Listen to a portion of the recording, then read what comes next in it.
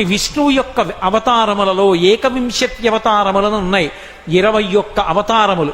వాటిని స్మరిస్తే చాలు, వాటిని ఒక్కసారి జ్ఞాపకానికి తెచ్చుకుంటే చాలు. ఏనండి, మొట్టమొదట ఆదినారాయణుడు సనకసనందనాదులు, దాని తర్వాత వచ్చినటువంటిది యజ్ఞవరాహావతారం, యజ్ఞవరాహావతారం తర్వాత నారదుడు, నారదుడి తర్వాత నరనారాయణుడు, నరనారాయణుల తర్వాత వచ్చినటువంటిది కపిలావతారం, కపిలావతారం తర్వాత దత్తాత్రేయావతారం, దత్తాత్రేయావతారం తర్వాత యజ్ఞావతారం, యజ్ఞుని యొక్క అవతారం తర్వాత వృషభావతారం, వృషభావతారం తర్వాత వచ్చింది పృథుమహారాజు గారి అవతారం, పృథుమహారాజు గారి అవతారం తర్వాత వచ్చినటువంటి అవతారం మత్స్యావతారం, తర్వాత కూర్మావతారం, తర్వాత ధన్వంతరి, తర్వాత మోహిని, తర్వాత నరసింహుడు, తర్వాత వామనమూర్తి, తర్వాత పరశురాముడు, తర్వాత రాముడు, తర్వాత రామచంద్రమూర్తి, తర్వాత బలరాముడు, బలరాముడి తర్వాత కృష్ణ భగవానుడు, కృష్ణ భగవానుడి తర్వాత ఏకకాలంలో 2 అవతారాలు ఉంటూ ఉండొచ్చు వీటిల్లో.